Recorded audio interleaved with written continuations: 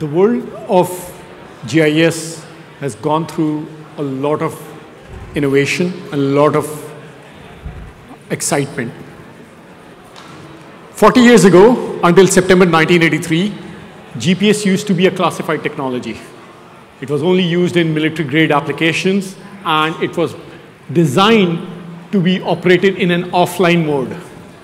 Those systems that were running GIS systems were not supposed to be connected.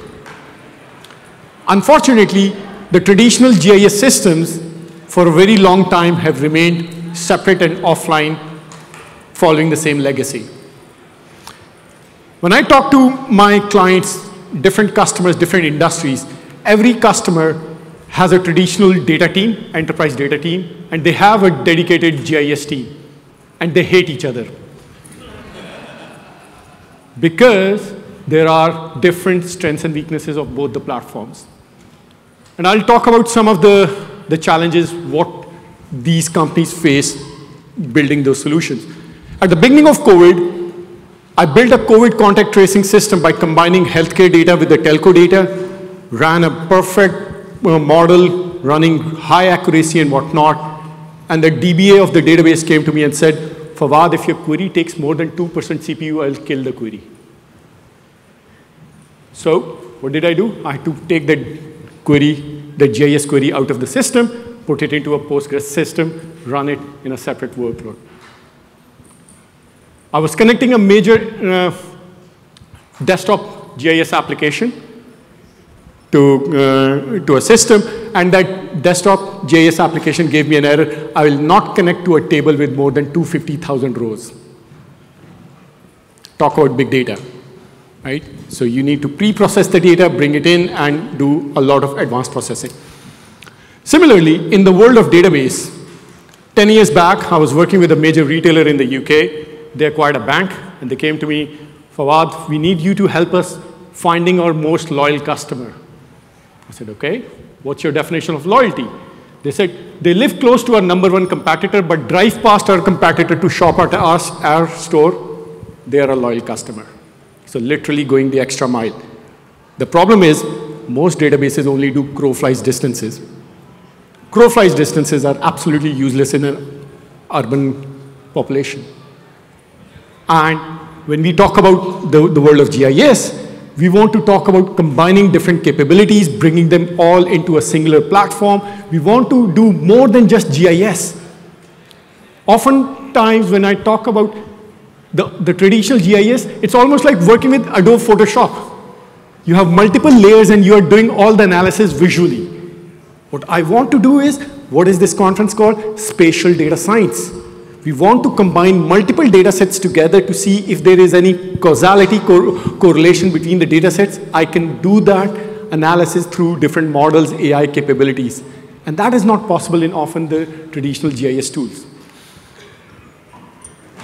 A number of the innovations that have taken place in the world today, a number of industries want to apply AI capabilities on top of the geo world. This intersection of this capability is called GeoAI, but it is not so possible in the traditional world.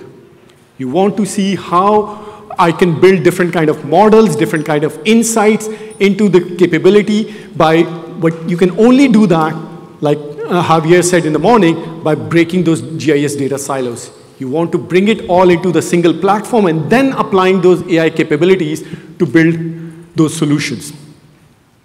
There are various use cases of GeoAI across all the different industries. Various Snowflake customers are building those GeoAI capabilities in their platforms, in their environments, and bringing it to scale from telecommunication, network planning, network routing, and smart cities in public sector, infrastructure rollout, and much, much more.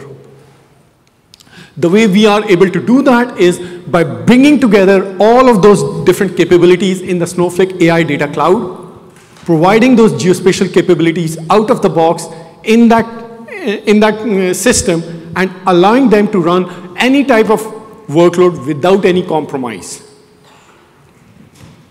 The thing that we do on top of that, we have built an extensive AI and GenAI capabilities onto the platform, And one of the fundamental things that we believe in this world is that you should always bring the application to the data rather than shipping the data over to the application.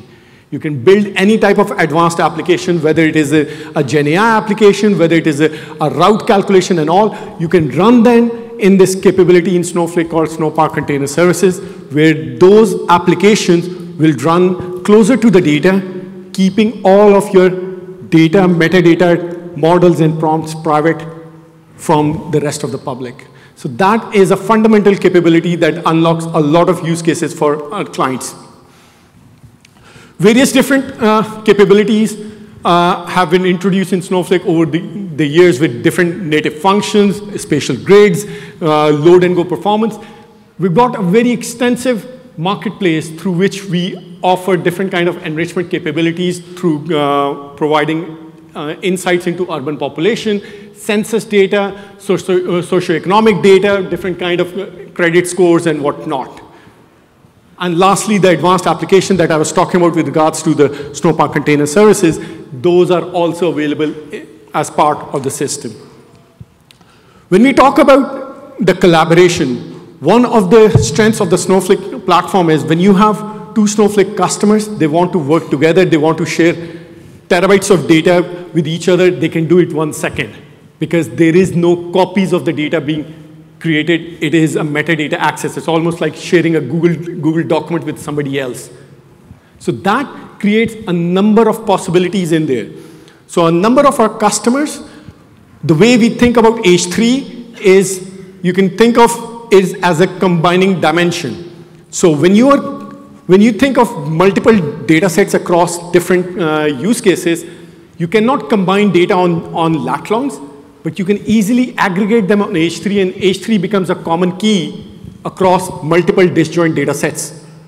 And that allows you to build different kind of machine learning models and see if I want to build a taxi pickup model combined with weather data or some other type of capabilities, I can combine those insights and then see what is the impact of one over the other. And H3 becomes that common link in data sets where there is no natural key in there. Through the partnership of Carto and Snowflake, we are enabling a lot of GeoAI capability at scale. We have introduced a lot of different capabilities starting from the Carto Analytics toolbox. We have got fleet optimization solution. We can do complex route calculation. So you can use Snowflake for traveling salesman optimization. Basically, you convert Snowflake into a scalable TomTom. You have a lot of data observatory capabilities. You've got builders, workflows. All of those provide you almost like that no-code, low-code interface so that to democratize access to the data. Javier talked about the challenge of getting skilled resources.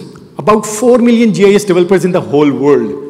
We need to think about how do we go beyond, how do we operationalize that GIS capability to the front-end user without the need for writing SQL, Python, or any other complex language.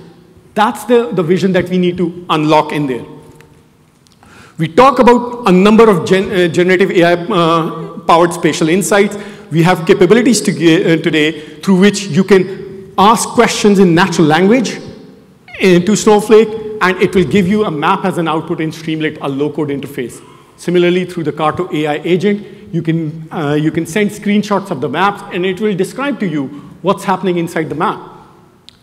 Another very interesting capability that one of our weather public agency is thinking about is last week we had Hurricane Milton in Florida. So what I want to do is I have a synthetic data generator based on GenAI running in Snowflake Marketplace. So I can give the data of the hurricane to that synthetic data generator and ask it, what if this hurricane was to hit the UK? What would it look like? I could build an atmospheric digital twin by combining those capabilities inside the platform.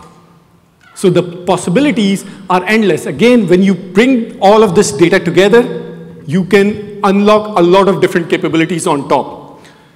Inside the Snowflake Marketplace, Carto is going to soon be releasing this native app through which the Carto platform would be available in 2 clicks in your own environments, and you will be able to run different types of capabilities from workflows, spatial insights, and whatnot.